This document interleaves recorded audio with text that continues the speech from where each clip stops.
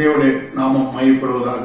ஆண்டவர் இரட்சகர் இயேசு கிறிஸ்துவின் நாமத்தில் இந்த நல்ல நாளிலே உங்களை சந்திப்பதிலே கர்த்தருக்குள் மகிழ்ச்சி அடைகிறோம். கர்த்தர் நல்லவர். தேவன் 2024 காண செய்த கர்த்தர் இந்த 12 மாதம் வரைக்கும் நம்மளை பாதுகாத்து பராமரித்து கூட இருந்து எல்லா நன்மையினாலும் எல்லா தயவுனாலும் எல்லாவித இரக்கங்களினாலும் கர்த்தர் நம்மளை முடிசூட்டி 12வது மாதத்தை காண செய்த தேவனுக்கு மகிமையும் கனமும் சதா காலங்களும் உண்டாவதாக. கர்த்தர் நல்லவர். ஆண்டவருடைய நாமம் மையப்படுவதாக. வேதம் சொல்கிறது, கர்த்தர் நல்லவர், இக்கட்டு நாளே அரணான கோட்டை, தம்மை நம்புவர்களை அறிந்திருக்கிறார் என்று எழுதப்பட்ட வார்த்தையின் பிரகாரம் கர்த்தர் நம்மை அறிந்திருக்கிறார். உங்கள் நினைவுகள் அறிந்திருக்கிறார், உங்கள் செயல்களை அறிந்திருக்கிறார், உங்க எண்ணங்களை கர்த்தர் அறிந்திருக்கிறார். ஆகவே அறிந்த கர்த்தர் மட்டும் நம்மை நடத்தி வந்ததற்காக நம் மனதார கர்த்தரை துதித்து கர்த்தரை மகிமைப்படுத்த வேண்டியது அவசியமா இருக்கிறது.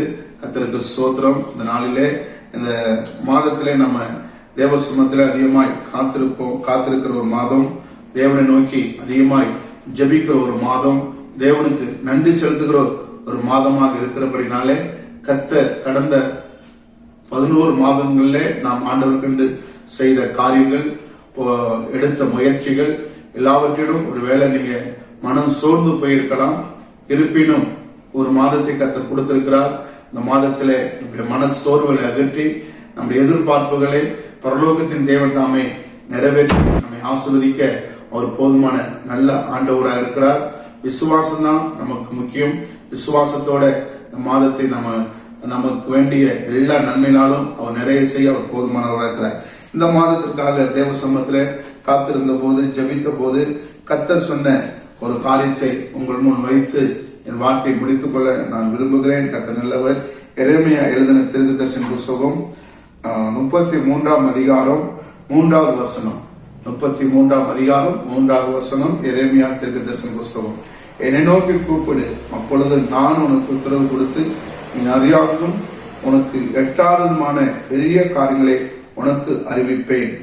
ஆண்டவரை நாம் மையம் பெறுவதாக. அன்பான கர்த்தருடைய பிள்ளைகளே, கர்த்தருடைய ஜனமே, இங்க எரேமியா மூலமாக கர்த்தர் சொல்லுகிற ஒரு வார்த்தை முதல் வசனத்துல வாசிக்கிறோம். எரேமியா இன்னும் காவற்சாலையில் முற்றத்தில் அடைக்கப்பட்டு இருக்கையில் கர்த்தருடைய வார்த்தை 2ஆம் தரம் அவனுக்கு உண்டாகி என்று எழுதப்பட்டதுங்க. அவன் காவற்சாலையில், சிறைச்சாலையில் அடைக்கப்பட்டிருக்கும் போது கர்த்தர் இஸ்ரவேல் புத்திரருக்கு ஆண்டவர் சொல்லுகிற ஒரு வார்த்தை என்னவென்றால், அந்த ஜனங்கள் எல்லாரும் என்னை நோக்கி கூப்பிட வேண்டும் என்று கர்த்தர் விரும்புகிறார். இஸ்ரவேல் ஜனங்கள் மாத்திரமல்ல, கர்த்தர் நல்லவர். எரேமியா தீர்க்கதரிசி கர்த்தரை நோக்கி கூப்பிட வேண்டும் என்று சொல்லி அவர் விரும்புகிறார். அதான் என்னை நோக்கி கூப்பிடு, அப்பொழுது நான் உனக்கு உத்தரவு கொடுத்து. இப்போ மற்ற வேதத்துல வாசிக்கும் போது உத்தரவு என்கிற வார்த்தைக்கு பதிலாக பதில் கொடுத்து என்று எழுதப்படுது. கர்த்தருடைய பிள்ளைகளே, கர்த்தருடைய ஜனமே, நம்முடைய தேவன் பதில் செய்த தெய்வம். எதற்கெல்லாம் பதில் செய்கிறவர்? நம்முடைய செயல்களுக்கு பதில் செய்கிறவர், நம்முடைய நடக்கைகளுக்கு பதில் செய்கிறவர், நம்முடைய ஜபங்களுக்கு பதில் செய்கிறவர். தேவ பிள்ளைகளை, தேவ ஜனமே, கடந்த இந்த 1வது மாதத்திலே நீங்க அதிக நம்பிக்கையோட, அதிக விசுவாசத்தோட, அதிக எதிர்பார்ப்போட இந்த வருஷத்தின் முதல் மாதத்தை நீங்க தொடங்கியிருக்கலாம். அந்த எதிர்பார்ப்பு, அந்த தரிசனங்கள், அந்த நோக்கங்கள் இன்று எந்த அளவுல உங்க வாழ்க்கையில நிறைவேறுக்கு என்பது உங்களுக்கும் கர்த்தருக்கும் தான் தெரியும். ஒருவேளை நிறைவேறாமல் இருக்கலாம், ஒருவேளை தாமதித்துக் கொண்டு இருக்கலாம். கர்த்தர் இந்த மாதத்துல சொல்லுகிறார், இன்னும் என்னை நோக்கி கூப்பிடு, நான் உனக்கு பதில் கொடுப்பேன் என்று கர்த்தர் சொல்லுகிறார். கர்த்தருடைய பிள்ளைகளே, நம்முடைய தேவன் பதில் செய்கிற தெய்வம். பதில் செய்யாமல் அவர் இருக்கவே மாட்டார். எத்தனை காலங்கள் ஆனாலும், எத்தனை மாதங்கள் ஆனாலும், எத்தனை வருடங்கள் ஆனாலும் தேவ சமூகத்தில் எட்டுகிற ஒவ்வொரு சத்தத்திற்கும், ஒவ்வொரு செயல்பாட்டிற்கும் அவர் நிச்சயம் பதில் செய்வார். அதுதான் இங்க எரேமியா தீர்க்கதரிசனமாக கர்த்தர் சொல்லுகிறார், என்னை நோக்கி கூப்பிடு, அப்பொழுது நான் உனக்கு உத்தரவு கொடுத்து, ஆண்டவருக்கு ஸ்தோத்திரம், நான் உனக்கு பதில் செய்வேன், நான் உனக்கு பதில் கொடுப்பேன், உன் சத்தத்தை கேட்பேன் என்று கர்த்தர் என்ன செய்யறாங்க? வாக்கு கொடுத்திருக்கிறார். ஆக நம்முடைய வேலை என்னன்னா, கர்த்தரை நோக்கி கூப்பிடணும். கர்த்தருடைய சமூகத்தில் நம்ம காத்திருக்கணும். கர்த்தருடைய இருதயத்தை புரிந்து கொண்டவர்களாக, கர்த்தருடைய வழிகளை தெரிந்து கொண்டவர்களாக, கர்த்தருடைய சித்தத்தை அறிந்து கொண்டவர்களாக நாம் கர்த்தரை கூப்பிட்டு கொண்டே இருக்கணும். கூப்பிடுறதுடைய அர்த்தம் என்னன்னா, நம்ம ஜெபித்து கொண்டே இருக்கணும். ஜெபித்து கொண்டிருக்கும் போது கர்த்தர் நிச்சயம் ஒரு நாளிலே அவர் இறக்கம் செய்ய போதுமான நல்ல ஆண்டவராக, நல்ல தெய்வமாக, நல்ல இரட்சகராக நம்முடைய ஆண்டவர் நம் நடுவில் அவர் இருக்கிறார். கர்த்தருடைய பிள்ளைகளை, கர்த்தருடைய ஜனமே, இந்த நல்ல நாளிலே நாம் என்ன செய்ய வேண்டும் என்றால், இதுவரைக்கும் கூப்பிட்டுட்டேனே, இதுவரையிலும் கர்த்தரிடத்துல நான் ஜெபித்து விட்டேனே, இன்னும் எனக்கு தாமதம் ஆகிக்கொண்டிருக்கிறே என்று சொல்லி நினைக்கலாம். நிச்சயம் உங்க ஜெபத்திற்கு, உங்க மன்றாட்டுக்கு, உங்க உபவாசத்திற்கு பலன் உண்டு, பதில் உண்டு என்று சொல்லி ஆண்டவர் நாமத்தினாலே தேவ மனிதனாக நான் உங்களுக்கு சொல்லுகிறேன். கர்த்தர் ஜெபத்தை கேட்டு அவர் பெரிய காரியம் செய்வாராக. ஒரு காரியத்தை சொல்லி என் வார்த்தையை நான் முடித்துக் கொள்ள விரும்புகிறேன். தேவன் நாம் மகிமைப்படுவதாக. யாத்ராகமத்தின் புஸ்தகம், ஆண்டவருக்கு ஸ்தோத்திரம், யாத்ராகமத்தின் புஸ்தகத்துல நம்ம வாசிக்கும் போது கர்த்தர் அங்கு தெளிவாக காரியத்தை அவர் வெளிப்படுத்தியிருக்கிறார். அதாவது யாத்ராகமத்தின் புஸ்தகம் 2ஆம்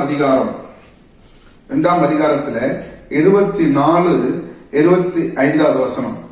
தேவன் அவர்கள் பெருமூச்சை கேட்டு தாம் ஆபிரகாமோடும் ஈசாக்கோடும் யாக்கோபோடும் செய்த உடன்படிக்கையை நினைவு கூர்ந்தார்.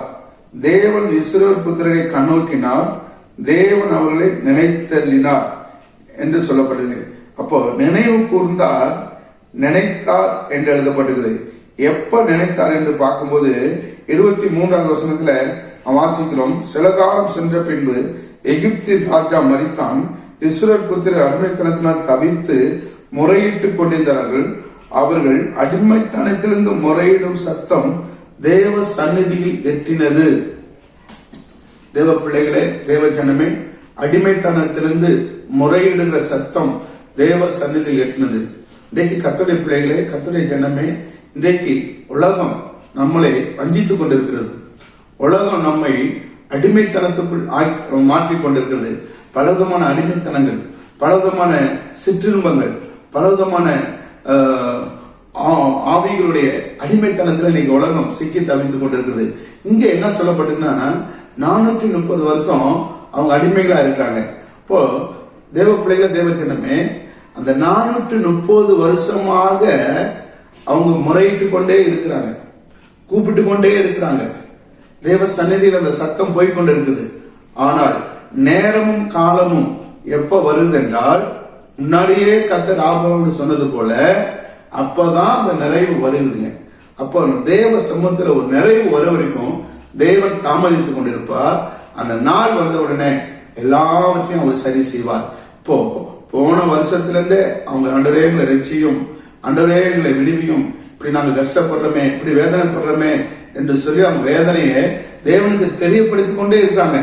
ஆனா எப்ப கர்த்தர் கேட்டார் என்று சொல்லும் போது, தேவ பிள்ளைகளே, தேவ ஜனமே, 430 வருஷம் நிறைவு செய்கிற அந்த நாளில தான் கர்த்தனுடைய ஜெபத்தை கேட்டு, அவருடைய பெருமூச்சை கேட்டு நினைவு கூர்ந்தார், நினைத்தார் என்று சொல்லப்பட்டிருக்குது. இப்போ கர்த்தருடைய பிள்ளைகளே, நீங்க இந்த வருடம் முழுவதும் என்ன செய்றீங்க? தேவனை நோக்கி கூப்பிட்டு கொண்டு இருக்கிறீங்க, தேவனை நோக்கி செபித்துக் கொண்டு இருக்கிறீங்க, மன்றாடி கொண்டு இருக்கிறீங்க, உபவாசித்துக் கொண்டு இருக்கிறீங்க கர்த்தருடைய பிள்ளைகளே. ஆனால் இன்னும் உங்க ஜெபத்திற்கு, இன்னும் உங்க மன்றாட்டுக்கு, இன்னும் உங்களுடைய வேதனை நீங்கல, இன்னும் உங்களுடைய கஷ்டம் தீரல என்று சொல்லி நீங்க துக்கித்துக் கொண்டிருக்கலாம். ஆண்டவர் சத்தத்தை நிறுத்தாத, கூப்பிட்டு கொண்டே இரு, நான் உனக்கு பதில் செய்வேன். இஸ்ரவேல் புத்திரரை கண்ணோக்கினது போல, இஸ்ரவேல் ஜனங்களை நினைத்தது போல நான் உங்களை கண்ணோக்குவேன், உங்களை நினைவு கூறுவேன். ஆனா உங்க சத்தம் என் சந்நிதி வந்து எட்டிக்கொண்டே இருக்கட்டும், தாமதிக்க வேண்டாம் என்று கர்த்தர் சொல்கிறார். கர்த்தருடைய பிள்ளைகளை, கர்த்தருடைய ஜனமே, தேவனுடைய அன்பான ஆண்டுடைய ஜனமே, இந்த நல்ல நாளிலே ஆண்டவர் உங்களோடு என்னோடும் பேசுகிற ஒரு காரியம் என்னன்னா, நாம் ஆண்டோடு பேச வேண்டும், ஆண்டோடு உறவு கொள்ள வேண்டும், ஆண்டோரோட ஐக்கியம் கொள்ள வேண்டும், ஆண்டுடைய நட்புல நம்ம வளர வேண்டும், ஆண்டுடைய அன்புல நம்ம பெருக வேண்டும் என்று சொல்லி கர்த்தர் விரும்புகிறார். அந்த விருப்பத்தை நாம் அறிந்து தெரிந்து நாம் என்ன செய்ய வேண்டியது அவசியமா இருக்க வேண்டும் என்றால், நாம் அதிகமாக தேவ சமூகத்துல கர்த்தரை நோக்கி கூப்பிட்டு கொண்டே இருக்க வேண்டும். அன்று சொல்ற இன்னொரு வசனத்தை வாசிக்கிறேன். சங்கீதம் புஸ்தகம் 91:15 வசனம். சங்கீதம் 91:15 தேவ பிள்ளைகளை, தேவ ஜனமே, அவன் என்னை நோக்கி கூப்பிடுவான் என்று சொல்லப்படுகிறது. கர்த்தருக்கு ஸ்தோத்திரம். அவன் என்னை நோக்கி கூப்பிடுவான், நான் அவனுக்கு மறு உத்தரவாதத்தை செய்வேன். பாருங்க, அவன் என்னை நோக்கி கூப்பிடுவான் அப்படின்னு சொல்லப்படுது. அப்போ கூப்பிட்டாதான் ஆண்டவர் மறு உத்தரவு, அதாவது பதில் செய்வான். கூப்பிடாத பட்சத்துல, ஜெபிக்காத பட்சத்துல, நம் தேவனோட உறவு கொள்ளாத சமயத்துல தேவன் நமக்கு என்ன செய்ய மாட்டான்? பதில் செய்யவே மாட்டான். இவ்வளவு பண்ணிட்டேனே, செஞ்சுட்டேனே, இத்தனை வருஷமா நான் ரட்சிக்கப்பட்ட நாள்ல இருந்து இன்னும் ஜெபித்து கொண்டிருக்கிறேன், ஜெபத்தை இப்ப நிறுத்திட்டேன் என்று சொல்லி ஜெபத்தை நிறுத்தாதீங்க. ஜெபம் நிறுத்தப்பட வேண்டிய ஒன்றல்ல, அது தொடர்ந்து கொண்டே இருக்கும். எப்போ என்றால் கர்த்தராகிய இயேசு கிறிஸ்து பகிரங்கமாய் வருகிற வரைக்கும் இந்த ஜெபம் தொடர்கதையாய் நடந்து கொண்டே இருக்க வேண்டும். ஆகவே நான் ஜெபித்து திருப்தி அடைந்துட்டேன், நான் ஜெபித்து சோர்ந்து போயிட்டேன், நான் ஜெபித்து நன்மை இல்லை என்று சொல்லி நீங்க முடிவு கட்டாதீங்க. உங்க ஜெபத்திற்கு நீங்க முடிவு கட்டுற ஆள் இல்ல. ஆண்டவர் நிச்சயம் பதில் செய்வாங்க. என்ன சொல்லப்படுதுன்னா, அவன் என்னை நோக்கி கூப்பிடுவான், நான் அவனுக்கு மறு உத்தரவு அருளி செய்வேன். அப்படின்னா மறு உத்தரவு, மறு பதில் கொடுப்பேன். இப்ப நம்ம கர்த்தரை கூப்பிடணும், இயேசுவை கூப்பிடணும். இயேசுவை கூப்பிட்டாதான் மறு உத்தரவு வரும். எது வரைக்கும் கூப்பிடணும் பாருங்க. அவங்க 430 வருஷம் வரைக்கும் கூப்பிட்டு கொண்டே இருக்காங்க. பதில் கிடைக்கிற வரைக்கும் கூப்பிட்டாங்க. அப்போ பதில் கிடைக்கிற வரைக்கும் நம்ம கூப்பிட்டு கொண்டே இருக்கணும். நாம் எல்லாத்தையும் சந்ததி கூப்பிடணும், அடுத்த சபையா கூப்பிடணும், எல்லாருமே கூப்பிட்டு கொண்டே இருக்கணும். நிச்சயம் ஜெபம் தாமதத்தை கொண்டு வராது. கர்த்தருடைய பிள்ளைகளை, இன்னொரு சம்பவத்தை சொல்லி நான் உங்களுக்கு என் வார்த்தையை முடித்துக் கொள்ள விரும்புகிறேன். கர்த்தருக்கு ஸ்தோத்திரம். இயேசு ஊழியம் செய்த நாட்களில் அவர் எரிகோவுக்கு போகிறார். எரிகோவை பிரவேசிக்கும் போது அங்கு ஒரு குருடன் இருக்கிறான். பத்திமேயு குருடன் என்று சொல்லப்படுகிற குருடன் இருக்கிறான். அவன் இயேசு வருகிறார் என்று கேள்விப்பட்டு, இயேசுவே தாவீதின் குமாரனே எனக்கு இறங்கும் என்று கூப்பிட்டான் என்று எழுதப்பட்டது. அப்போ கூப்பிடும் போது அவனுக்கு பிரச்சனை வருது, அவனை தொந்தரவு வருது, அவன் அதட்டினாங்க, அமைதியா இருந்து சொன்னாங்க. நீ எல்லாம் இயேசு உன்னை கவனிக்க மாட்டார் என்று சொன்னாங்க. அவர் ரொம்ப பிஸியா இருக்கிறார் என்று சொன்னாங்க.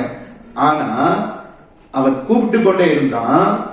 யாருடைய சத்தத்தை அவன் கேட்கல, அதட்டுனவங்களை பார்க்கல, அமைதியா இருந்து சொன்னவங்களை அவன் பார்க்கல. அவன் தாவீதின் குமாரனாகிய இயேசுவை நோக்கி கூப்பிட்டான். இயேசு அங்க சொல்லப்பட்டிருக்கிறது, நின்றார். கர்த்தருடைய பிள்ளைகளை, இந்த 12வது மாதத்துல உங்க வாழ்க்கையில ஆண்டவர் நாமத்தை நான் உங்களுக்கு சொல்றேன், இயேசு உங்க ஜெபத்தை கேட்டு நிற்பார். தொடர்ந்து கூப்பிடுங்க. பிரச்சனையை பார்க்காதீங்க, மன சோர்வுகளை பார்க்காதீங்க, மன அங்கலாய்ப்புகளை பார்க்காதீங்க, பலவிதமான சோதனைகளை பார்க்காதீங்க. நீங்க தொடர்ந்து கூப்பிட்டு கொண்டு இருக்கும் போது கர்த்தர் நின்றார் என்று எழுதப்படுகிறது. நின்று என்ன சொல்றாருன்னா, யார் அதட்டினார்களோ, யார் அமைதியா என்று சொன்னார்களோ அவர்களை பார்த்து அவனை அழைத்து கொண்டு வா என்று சொல்றாரு. அழைத்து கொண்டு யாரு நமக்கு தொந்தரவா இருந்தாங்களோ அவங்களே நமக்கு ஆறுதலாக மாற பண்ணுவார் இந்த மாதத்துல. ஆகவே கர்த்தருடைய நாமத்தினாலே தேவ பிள்ளைகளே, நான் உங்களுக்கு சொல்லுகிற ஒரு வார்த்தை என்னவென்றால், கர்த்தரை நோக்கி கூப்பிடுகிற விஷயத்துல நீங்க நிறுத்த வேண்டாம். தொடர்ந்து கூப்பிட்டு கொண்டே இருங்க, ஜெபித்து கொண்டே இருங்க. நிச்சயம் பதில் செய்வார். அதான் எரேமியாவுக்கு சொல்றது போல, என்னை நோக்கி கூப்பிடு, நான் உனக்கு அறியாததும் தெரியாததுமான பெரிய காரியங்களை அறிவிப்பேன், பதில் செய்வேன் என்று சொல்ல. இது எல்லாருக்கும் என்ன சொல்லுவாங்கன்னா, அந்த புத்தகத்துல தேவ பிள்ளைகள இதுதான் நமக்கு போன் நம்பர் சொல்லுவாங்க. எரேமியா 33:3 நம்முடைய போன் நம்பர். இயேசுவை நோக்கி கூப்பிட்டா நம்ம வழிகள் திறக்கப்படும், நம்முடைய சூழ்நிலைகள் மாற்றப்படும், நம்முடைய இக்கட்டுகள் மாற்றப்படும், பொல்லாப்புகள் விலகும். ஆண்டவர் நிச்சயம் நமக்கு பதில் செய்வார். சோர்ந்து போகாதீங்க. கர்த்தருடைய நாமம் உங்க வாழ்க்கையில அதிசயப்பட போகுது. அற்புதமான காரியங்களை நீங்க காண போறீங்க, பெற்றுக்கொள்ள போறீங்க. கர்த்தர் வாழ்க்கையில பெரிய மாற்றத்தை கொண்டு வருவார். இந்த மாதத்துல கர்த்தருடைய நாமம் மையப்படுவது. உங்களுக்காக ஒரு ஜெபத்தை செய்கிறேன். கர்த்தருடைய நாமம் மையப்படுவதாக.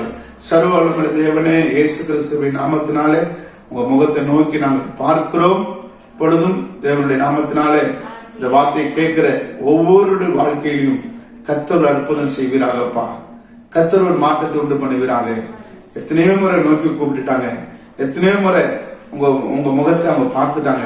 ஆனாலும் இன்னும் எனக்கு தாமதமாகிக் கொண்டிருக்கிறது, இன்னும் காரியம் நடக்கவில்லை, இன்னும் எனக்கு நான் காத்திருக்க வேண்டுமா என்று சொல்லி அங்கலாய்க்கிற ஒவ்வொரு இருதயத்தையும் கர்த்தர் பார்த்து அவருடைய ஜெபத்திற்கு கர்த்தர் நிச்சயம் பதில் செய்யும்படியாக, கூப்பிடும் போது அற்புதம் நடக்கும்படியாக. பர்த்திமேயு கூப்பிட்டான் என்று எழுதப்படுதப்பா. கூப்பிட்ட உடனே அவன் சத்தத்தை கேட்டீங்கப்பா. ஆனாலும் சில நேரத்துல இஸ்ரவேல் புத்திரர்கள் பல ஆண்டுகளாக செபித்து ஒரு நாள் பதில கொடுத்தீங்க. இந்த மாதத்துல பல வருடங்களாக செபிக்கிறவர்களுக்கு, பல மாதங்களாக செபிக்கிறவர்களுக்கு பதில் உண்டாகட்டும். அதே நேரத்துல இந்த மாதத்துல ஜெபிக்கிற, புதிதாக ஜெபிக்கிற ஜெப விண்ணப்பங்களுக்கும் இயேசு நாமத்தில் பதில் கிடைக்க கர்த்தர் உதவி செய்கிறாங்க. உங்க கரத்துக்குள், உங்க புயத்துக்குள் ஆண்டவரே எங்களை ஒப்பு கொடுக்கிறோம். ஒவ்வொருவரையும் தனித்தனியாக ஆசீர்வதிங்க. இயேசு கிறிஸ்துவின் நாமத்தில் ஜெபிக்கிறோம், ஜெபங்கேளும் நல்ல பிதாவே. ஆமென், ஆமென். கர்த்தர் நல்லவர். கர்த்தர் உங்களை ஆசீர்வதிப்பாராக. தேவ சமாதானம் உங்களிடம் உங்களை நடத்தட்டும். கர்த்தர் நாமம் மகிமைப்படட்டும். ஆமென்.